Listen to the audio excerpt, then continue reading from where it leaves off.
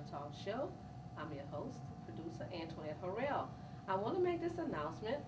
I will be changing the name of the show from Knowing Your Family History Education Talk Show to Nurturing Our Roots. So effective next month, the title of the show will be Nurturing Our Roots. So as we nurture our roots and get ready to water our family trees and water the branches and all the leaves and all the roots and every part of the tree, in order to have that tree to grow, there's a process that you must take. And what is that process? First, to get started. For anyone that's starting to begin to research their family history, there's a few things that you need to know. The first important thing I would say to anyone in starting to research your family tree is, why is genealogy important to me? And genealogy may be important to you for different reasons. I know for me, I want to know who, what, when, where, how, all the questions that we would ask ourselves. Am I researching my maternal or my paternal lineage? That's very important, because many people say, you know, I want to do both of them, but it's very complex. I would not recommend to start trying to research both of your family members. Start off with one side of the family, maternal, paternal. Who are the key relatives to the interviews, which is very important, because without the interviews and without the oral history and talking to someone that have valuable information for your family history, you would not be able to get very far in your research. So make sure that you write down the notes on who is the person that I need to be talking to, and why is this person a key player to my genealogy research. The question is, where do I come from? Or where did I come from? Everyone will find someone in their life that their family migrated from the north to the south, from the south to the north, from the east to the west, lived in many different parishes and counties. That's very important to your genealogy once you identify where your family lived, because you would have to make that journey back to those places to look in the local courthouses, libraries, cemeteries, church records, what have you. Where do I look for records? That's something very important that you want to identify. Where do I look for records? If we look inside our home, we will find that there's many records right there in our home that we take for granted every day because they're there. But once we start to research our family history, we will see that those records give us a whole new meaning as to what those records are about. Who do I talk to? I mean, who do I want to talk to? Should I talk to the court, the clerk's office? If I'm looking for land records, marriage records, who do I talk to, and where do I get those documents? What am I looking for? So once you identify those major issues in genealogy research, you are on your way. The first thing I would say to anyone, write down what you already know. That's very important. And if your mother, your grandmother, your grandparents are living, great aunts, get to them as quickly as possible and start asking questions. When you ask those questions, be prepared to write those notes, or take a camcorder or a cassette recorder, just record that information, because you know, years from now, what would you have? Not only would you have the interview, but you have the picture of the person, their voice, and just being able to interact with them. In my genealogy research, I found so many different documents and photos. I mean, my family was very rich in the collection of documents and photos, especially my Uncle Edgar Harrell. I found a lot of documents with him. But you know, learning how to preserve those documents are very important too, because just recently I read in the Advocate newspaper, the Baton Rouge newspaper, that this one family made the decision to donate their records to the special collection in Baton Rouge. But for most of the time, for African American people, it's very hard to find places that will take your records, especially if your family is not a noteworthy family. Sometimes people will not want to take those records, but I see at LSU, they took the original records, and now when you start to donate to places like the Amistad and LSU special collections and special collections, you need to give, they want the original records.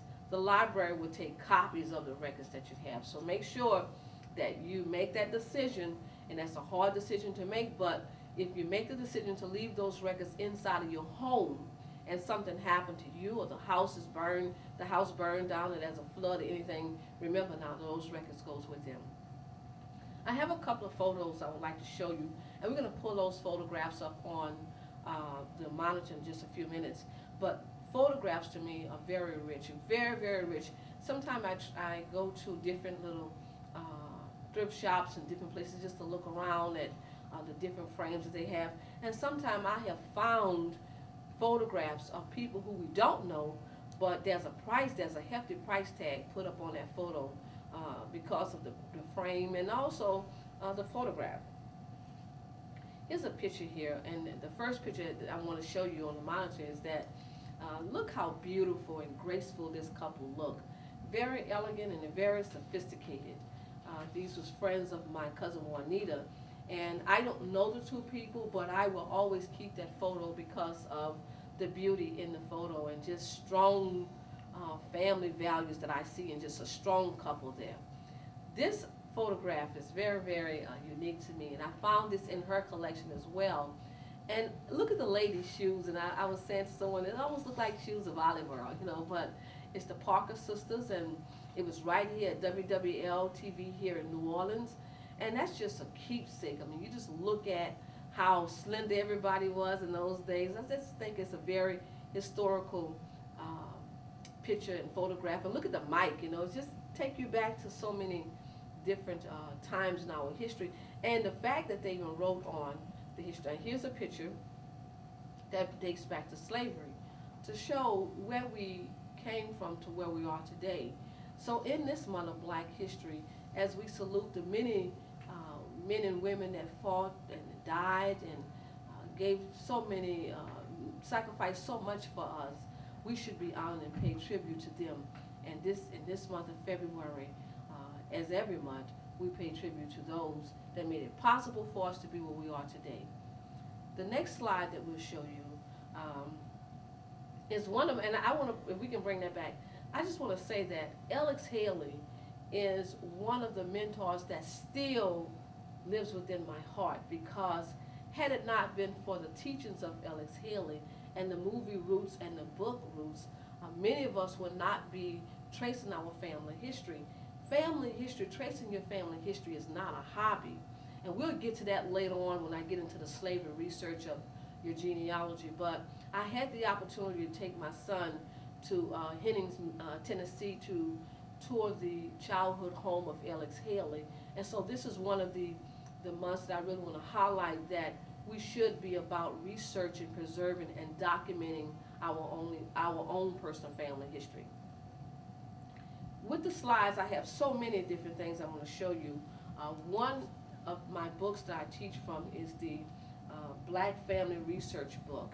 And we do have that book on the, this is a very good book that was put together and compiled by the National Archives under the leadership of Reginald Washington. And this Black Family Research book is very, very helpful if you're going to do research at the National Archives in Washington, D.C. And these records are post-Civil War federal agencies, and it's just rich in the collection of labor records, marriage records, the census report. There's so many documents there in the National Archives. Just a little bit.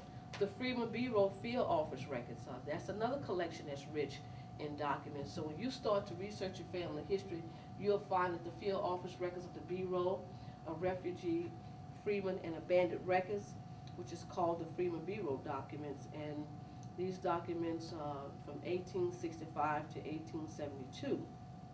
These records are rich in history, especially for the state of Louisiana and Mississippi. You will find the labor contracts. What is labor contract records? They are the records that many of our ancestors had to make their mark to do business with the planters and be on those plantations